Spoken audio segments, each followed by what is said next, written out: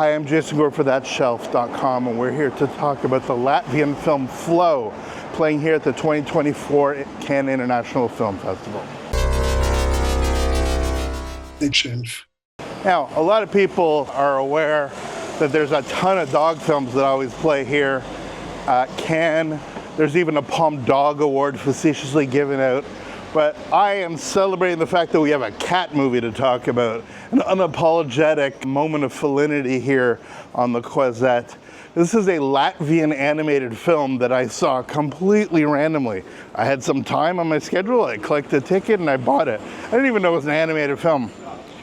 It is this year's Robot Dreams, and that takes nothing away from Robot Dreams. It's another silent friend film, people going on an adventure, etc., etc. The animation is a beautiful mix between highly photorealistic and sort of weird posterized, almost hand-drawn look that crafts this incredibly inviting world. We follow this beautiful black short-haired cat as its world is crumbling. A flood is coming up and it must find its way sort of escaping the higher ground in this sort of land that feels almost like a Myst video game level. Along the way, it sort of joins onto a boat with a bunch of other creatures, and then they float downriver. It's a very relatively simple storyline, but the visual language used, the subtlety of both animal and performative movements is exquisite. And the general way in which this film allows us into the inner lives of these characters that happen to be essentially a bunch of either pets or wild animals is fantastic. It is emotionally a roller coaster. There's ups and downs, levels of anxiety, levels of sheer and total joy.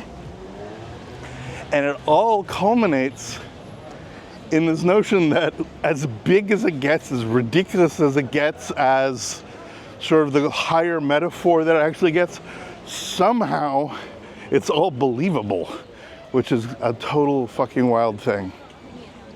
I think that Flow is easily one of the animated films to be looking out for this year. Like Robot Dreams, one of these independent films coming from a country which isn't necessarily definitively thought of as an animation powerhouse, and granting an opportunity for people to see stories from around the world told in a different medium that uses genre as the hook, in this case the genre being animated, which is a technique but also a way of telling stories often. And by doing so, it sort of opens up the storyline of these creators, and it's fantastic that way.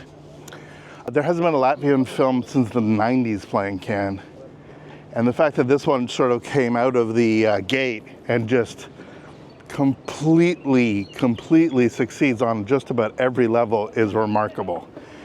As I said, you're seeing little tiny intricate elements that any cat owner, for lack of a better word, will recognize. There's dogs, there's all that other stuff, and it could be cloying, could be manipulative, could be childish. But there's something incredibly adult about the way the story is told.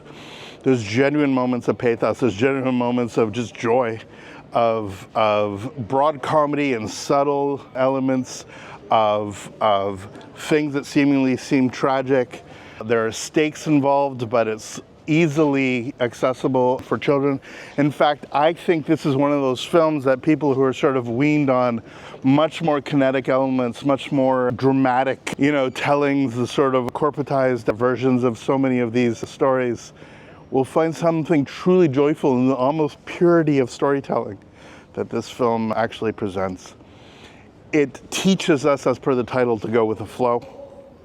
And in so doing so, it's actually was a balm, something soothing in the middle of the chaos that is the Cannes Film Festival, because it just allowed me, of the 90 minutes or so, to actually just sit back and let the story be, for me to fall in love with these characters, and for me to go along for the ride downriver.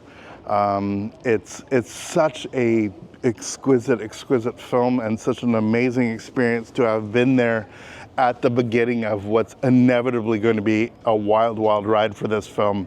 I strongly believe this is going to get plenty of attention. I would not be surprised at all if somebody major doesn't pick it up and run with it. I can see a Neon or somebody. Again, I know nothing about that side of the industry, unfortunately. But what I can see definitely is that audiences around the world being able to embrace this film and see not only beyond what their own sort of predilections and affections for particular animals are going to be, but to actually explore the way that through a dialogue-free film, it can say more than almost any other movie playing at Cannes about the nature of companionship, cooperation, survival, all of these elements all playing out all at once. It's phenomenal. I cannot wait for audiences to see Flow, and I cannot wait to see it again. For thatshelf.com, I'm Jason Gorber. Thank you so much for watching. Subscribe, follow us on social media. We will see you next video. All the best. Take care. That shelf.